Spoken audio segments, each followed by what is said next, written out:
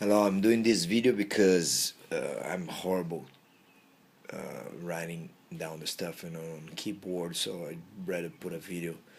And I just saw here, I was going to post something on the forum, and I saw a guy complaining about IBJJF, and my experience this time wasn't great either. I'm a guy who been competed since I think my first competition in IBJJF was 1997 or 98. So I've been competing for a while there, and I actually recommend those their tournaments to everyone. I don't recommend others. I say that they are more organized and more prestiged, and yes, they still are, and I hope they still are because, some titles that I had were throughout them. So I really, I don't hope for others because, and then let's say when you graduate for someone for a school, you hope your school never dies. For example, graduating Harvard, and all of a sudden Harvard doesn't exist. That's not going to happen ever. But if it doesn't exist, so you just graduated from an institution that doesn't exist anymore, so that's no good. So that's the thing. I really recommend their tournaments, but with me, once I saw a guy, I even put in a ebook for that I made for competition. I saw a guy getting disqualified because the guy who does the weigh-in, he told him, hey, you have one chance to step on the scale. So the guy stepped on the scale, but he forgot to take his sandals off, and he got DQ'd. And to me, that was horrible. It's just, come on, man, just let the guy take the shoes off again. And it's not like, he needs to gonna go and run and make weight and come back. That I understand. Step on the scale once, but come on. So and with me was I got there on Wednesday pretty early, and I had my card, my IBJJF card was paid for. Beginning of the year, they usually send to my house. They never sent. I understand. Things got hectic at the beginning of the year. I understand. So I was there, and I tried to get into the. I had my old one. I tried to get into the coaches area. They didn't allow me to come. They told me that I have to go upstairs and get the card. So I got there. I was like the second in line, waiting, and they didn't have internet, or the guy who set up the internet was a little messy, but that's okay. I understand someone will make the mess. And but I started waiting like 30 minutes wait, and then so on. But we were talking while the people were on in line. Gareth Taylor was there in line, so we were talking, and the next thing you know, it's about to my fighter goes and fight.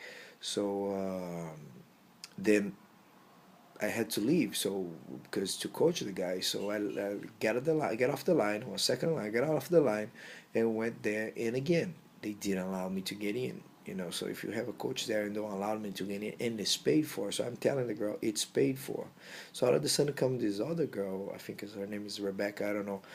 And I understand that she has to run the show and be very strict. But come on, common sense, right? The internet's not working, stuff is not working, and nothing is working. Just let me go in and coach, and I come back, and I'm gonna get my ID card later. And it's not like I didn't pay. I had paid. The other girl even was going to check, and she didn't allow. Another girl said, "Oh, I can check here. If it's paid, you can get in." And the other girl, no, it's too much work. Stop talking on the radio. And so I understand they gotta run the show, but sometimes common sense and treat the people well. That's the thing. I think I wasn't treated. It's not because I'm a black belt. I don't give a I don't give a damn about this. It's just like people need to be respected until they prove that they shouldn't be respected. Okay, but the person doesn't know me. That's great. Just respect me. Talk nicely. As she just came like a hurricane, and I thought was pretty.